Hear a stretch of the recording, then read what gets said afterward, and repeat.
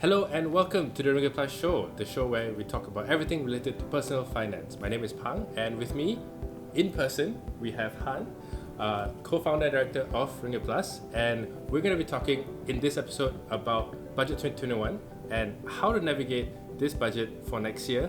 And we're going to split it into two. We're going to talk about from a consumer perspective as well as from a business perspective. Obviously, this will relate to both of us. So let's get down to it. First things first, let's talk about from a consumer perspective. Budget 2021, 300 plus billion ringgit. We're going to narrow it down just to the big ones, right? I'm going to start with EPF.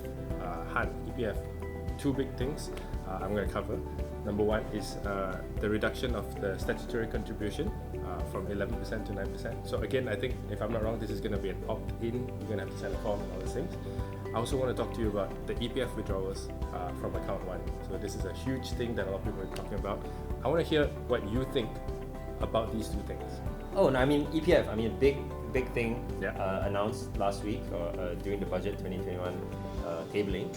EPF is a very sensitive thing, right? It's the frequently the go-to thing people look at when they think about cash handouts, extra money in my pocket. I think the move from 11 to 9. It might seem a bit strange to some people, right? Because we already had a scheme where we moved from 11.7%. Where employees could choose between 11% or 7% of their own contributions. So it's a bit strange why this next year is going to be 9%. I think the higher ups of the government or the people within EPF have told them that said, hey, look, we're seeing a huge reduction in people contributing, and this might impact their retirement. So that's a big thing.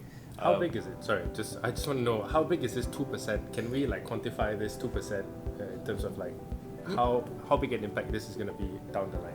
I think so. I think we can absolutely quantify. Here's an example, right? Let's say you're on middle income, 5,000 ringgit a month, right? 2% is 100 ringgit every single month, right? And if you think about how much that is over, say, a 30-year period before you retire, that's a lot of money, right? I'm just doing the math in my head now. That could be up to 100,000 ringgit. With all the interest. With all the compounding interest, depending on how the ETF performs, obviously. But over like a 30, 40-year period before you retire, it could be 100,000 ringgit from just that. 100 ringgit a month. If this goes on for forever, essentially. If it's just this year, probably not as big. But if it goes on, in perpetuity, then that's going to be a huge impacting factor onto your retirement fund. So that's a big thing. I guess they looked at that and said, okay, I think we need to go from 11 to something, but maybe we shouldn't go all the way to 7. Let's go to 9, somewhere in between where it was and where the previous adjustment was. But I mean, for the RinggitPlus fans out there, if you don't really need the money today, right? I'm best that you don't take that option up, right? And stick at 11%.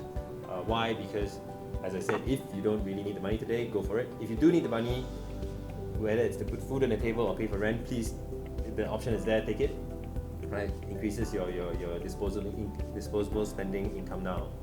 But you don't. Ringgit a month, right? Yeah, but you don't. Let's say that same person, 5,000 ringgit a month of salary, that extra 100 ringgit a month really compounds over kind of 30, 40 years. So if you don't really need it, best not to take it. Right. So I guess that's the same sentiment that you will have with the account one withdrawals, because this is the big thing, right? They seem to have finally come up with a program or a plan that isn't too extreme, because a lot of people were saying at first take out 10,000 ringgit from account one. But what do you think here? 500 ringgit a month for 6 months is actually similar to ILSTARI earlier this year, right? 600 a month for 6 months back in April 2020. So now we have this one starting next year. Good? Yeah, I think in general, right, taking your EPF money should be out of the account today should be the absolute last thing you do, right? And only if you really need to. You've got to exhaust all other options, and we can talk about the other options later on. Yeah, we're gonna right. But if you really need to, I think a monthly withdrawal is far better than the one-off stuff. Not because I don't think people should have that extra cash, a whole bunch of extra cash in their wallets, but because it should match the kind of requirement that you have over time, right? If you're really facing difficulties, right, and then you need that extra income, right, 500 a month matches that kind of requirement, right? If for some reason you need to take up 10,000 today, it's either because you've built up that Snowball that debt. exactly over time, which means you probably need another way to solve that problem rather than just taking out your EPF. So that's what I think.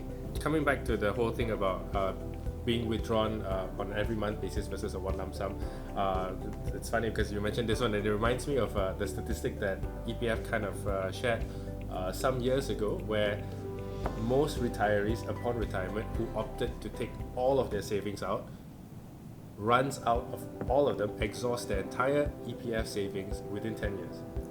So this could be one of those things where, you know, if you get something, a huge sum of money, it might kind of, like you said, like, you know, it might lead to some kind of overspending or overcommitting on repayment of their loans when they should be exploring something else, right? That's good. I mean, I think the bottom line here, like what you're saying, is that we should really look at this as a last resort thing, and for those who really need it, this is here available for you. But if you don't, then there are other options, right? I think that's what we're going to explore down the line. We're going to talk about a new thing, right? A rebranding, so to say. Bantuan Prihatin Nasional is now going to be called Bantuan Prihatin Rakyat, BPR. These handouts seem to be almost exclusively for struggling families, individuals in the B40 segment.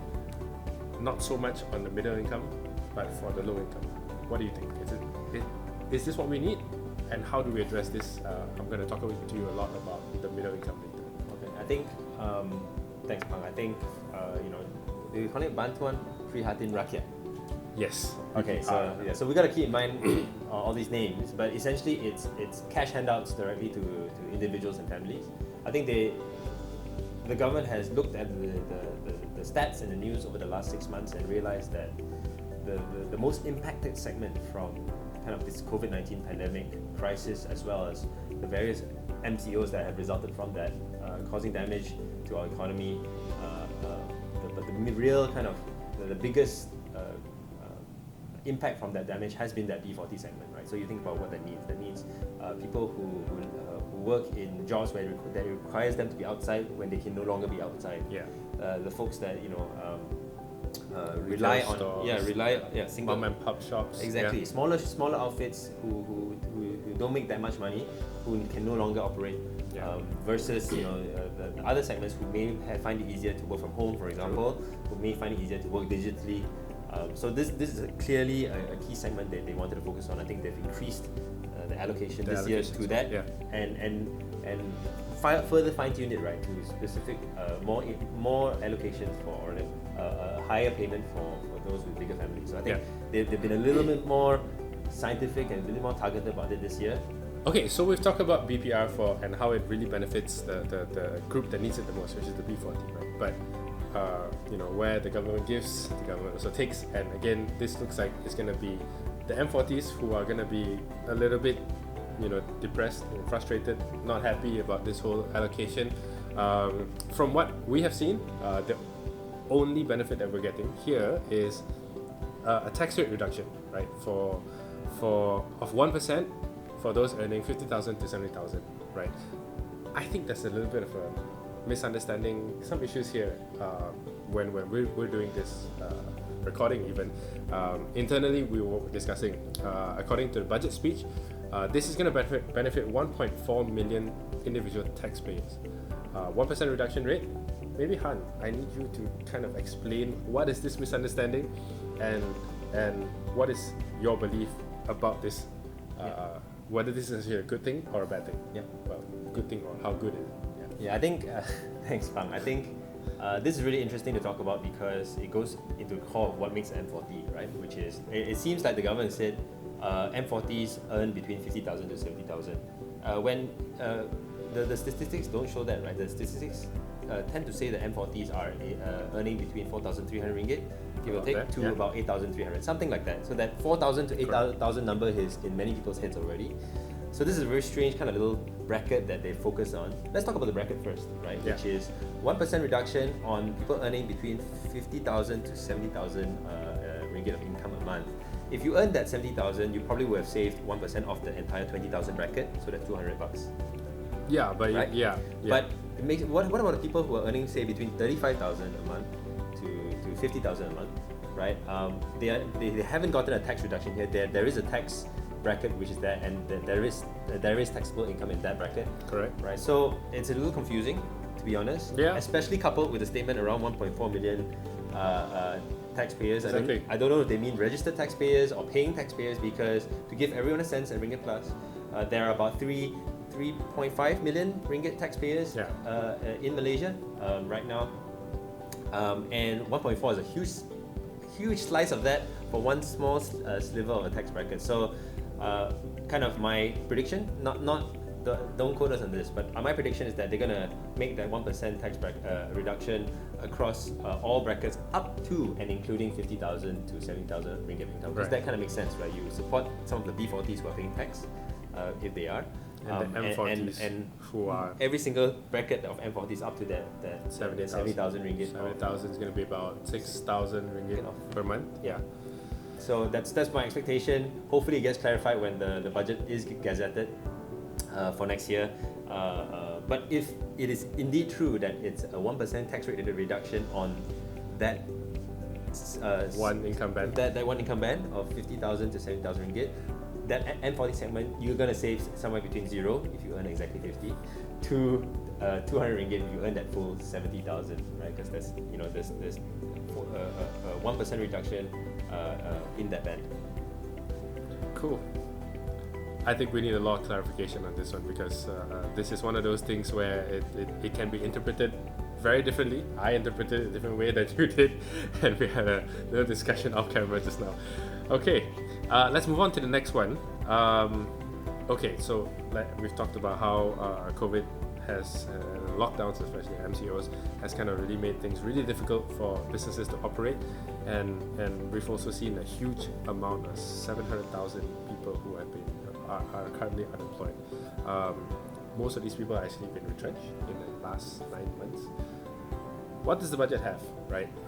We are seeing three major benefits.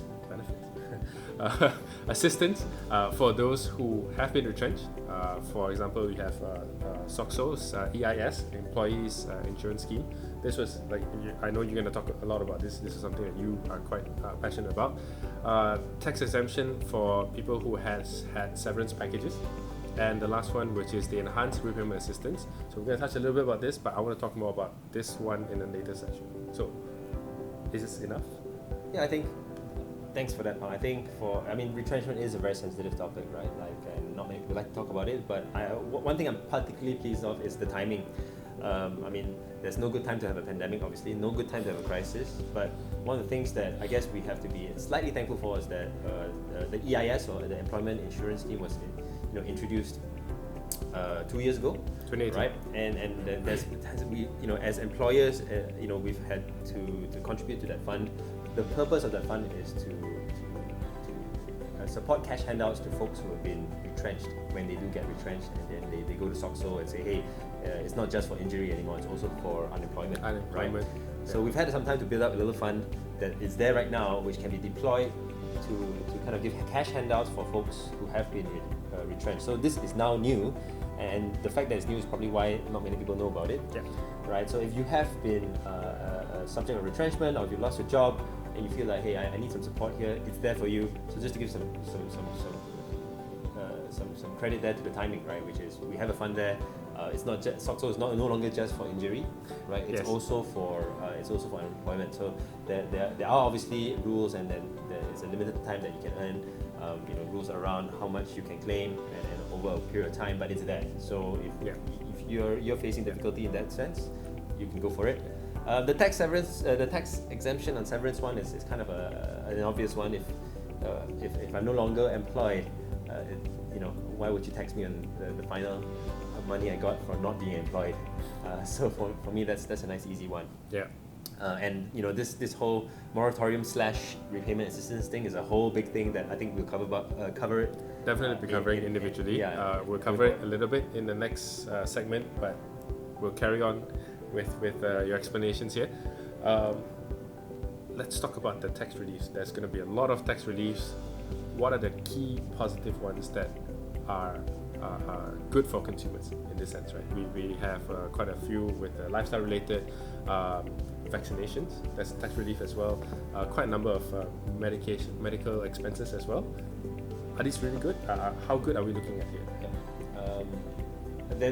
I think with tax reliefs, it's the best way to describe it is it's a COVID-19 year tax relief, right? Meaning they've seen what COVID-19 has done to the rakyat's kind of awareness on medical issues, awareness on the importance of being work from home ready, and I think they've decided that it's quite important to cover those things for the segments that are thinking about doing it, give them an extra push to do it. So the example is they call it the lifestyle tax relief. I think they've started to include things which allow you to do things electronically, right? Yeah. Right? Things like e-papers. Obviously, you get the usual broadband and tablets and things like that, which are key items in a work from home environment, right? Without that, it's difficult to work from home. Yep. So that's been increased from 2,500 to 3,000. That's a good thing. The second kind of COVID-19 related one was the kind of medical checkup one, right? Medical expenses. Yeah. Going up from 500 ringgit to 1,000 ringgit.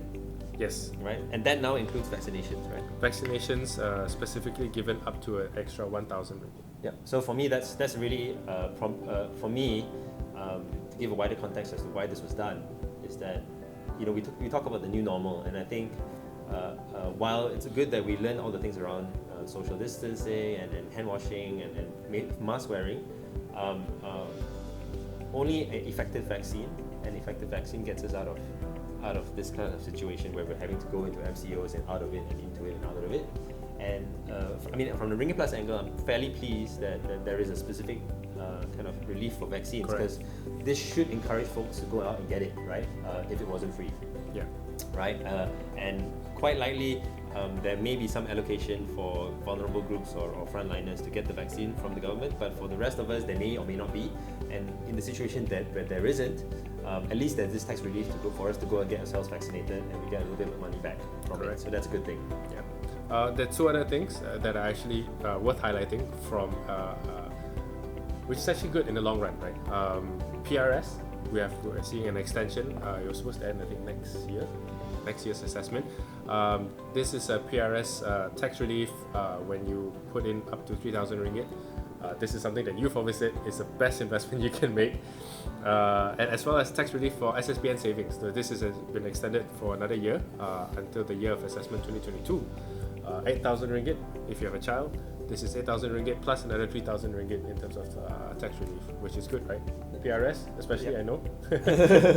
I think this one is frequently missed, right? But it's one of the single most important tax reliefs for a middle and high income group segment. Meaning the higher income group you go in terms of how much tax you pay, the better this is, right? So you think about it, if you're in a 25% tax bracket, right, I don't think you'll find a single investment which can give you a risk-free 25% return, right? And that's exactly what you're getting on 3,000 ringgit that you put into a PRS, right? So if you haven't done it, or this year, it's live this year. Yes. All right, it's in effect this year, and it will be in effect for the next 5 years. Correct. Right. So do it every year. That's kind of 15,000, of which your first year's return is 25% for that person who is in that bracket, and then obviously the higher up you go, the more you actually make in terms of returns, because you get the money back from the government, right? Not just that, this is also for your retirement, right? This is a retirement investment.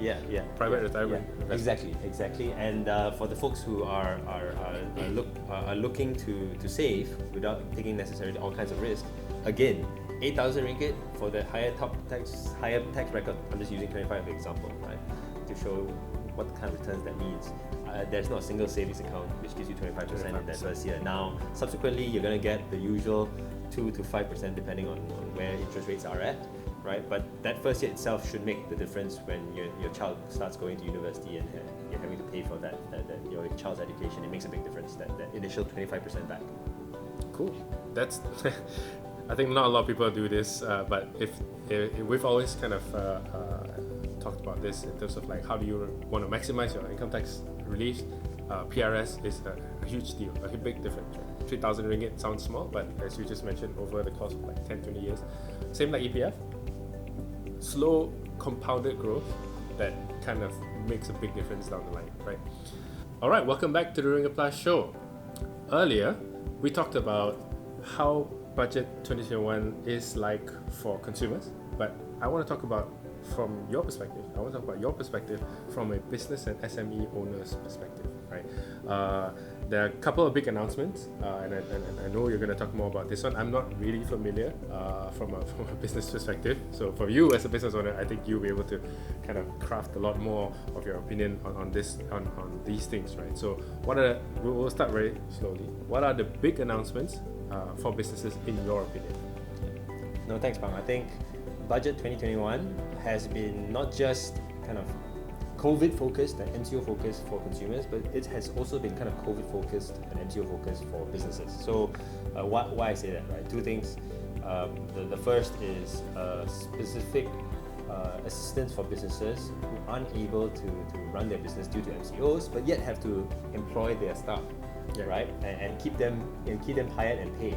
So a big one part of that is the wage subsidy program, right? Which is the government funding businesses, giving a bit of subsidy for keeping their workers employed. I think that was the case in April to September, and it's been extended all the way now through to the end of March next year, 2021. So that's a very good thing, right? Because that keeps people employed despite businesses facing reduced incomes due to shutdowns, people staying at home, not spending, etc., etc. So that's a key thing for businesses to keep in mind, which is if you haven't applied for the wage subsidy for employees earning below 4,000 ringgit, you should, right? Because it's there for you as a business owner.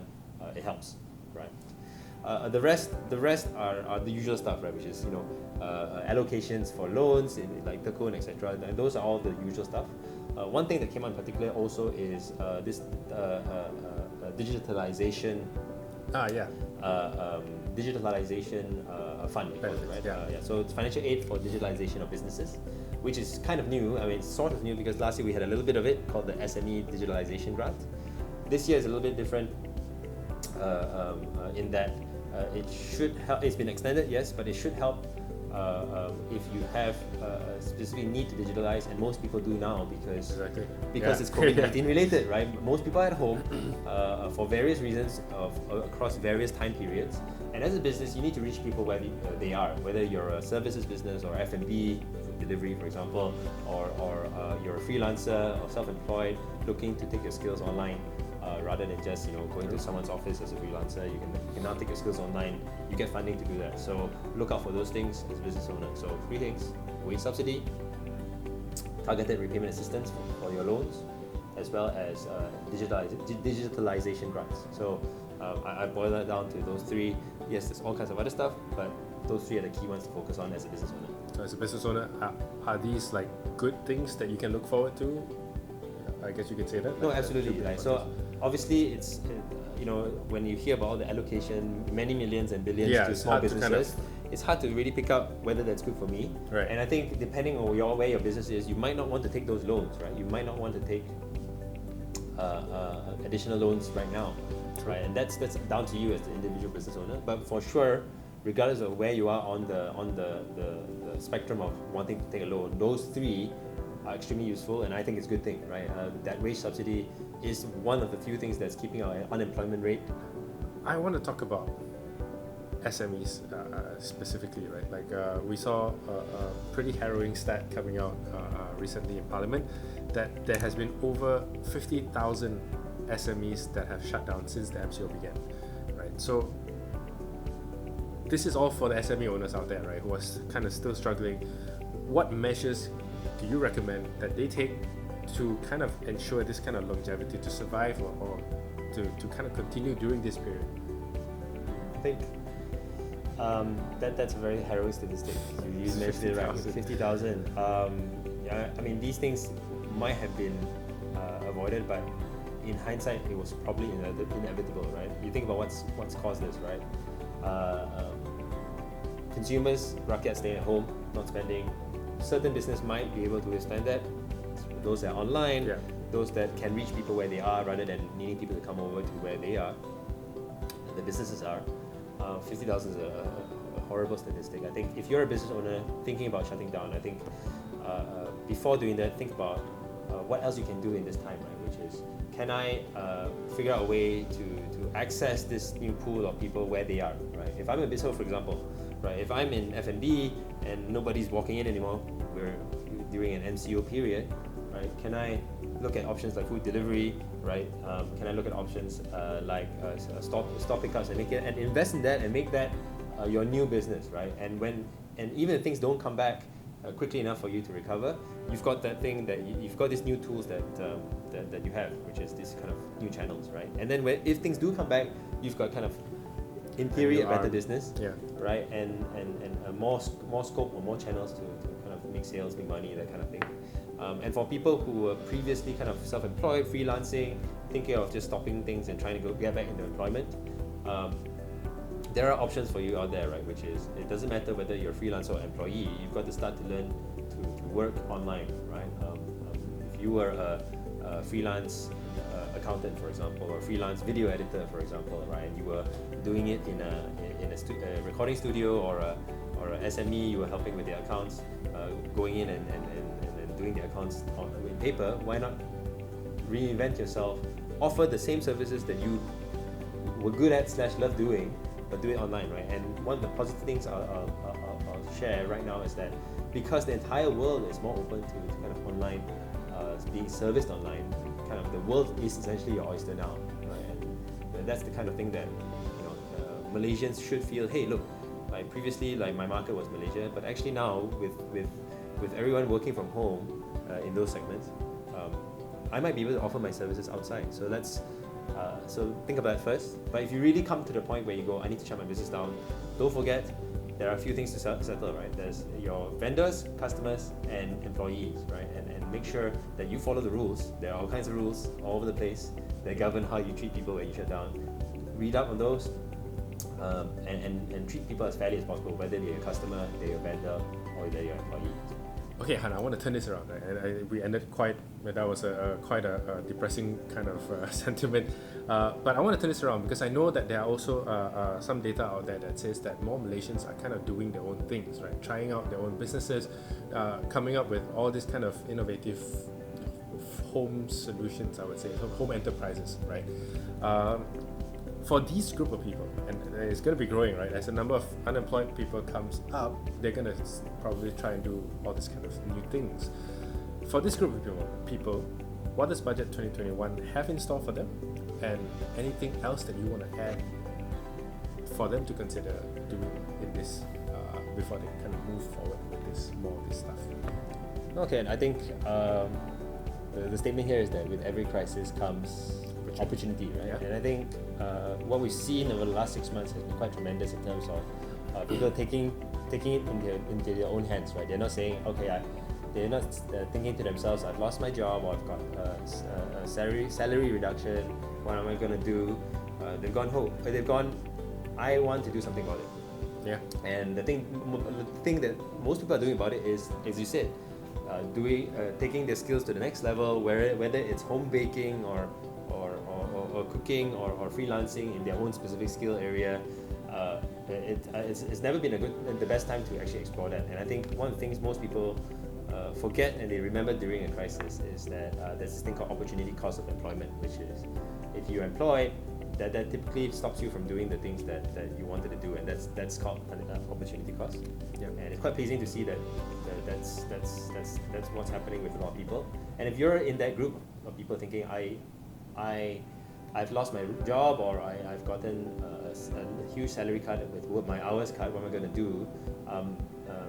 The thing is, I guess, to think on the other side and say, hey, look, I've got more time now.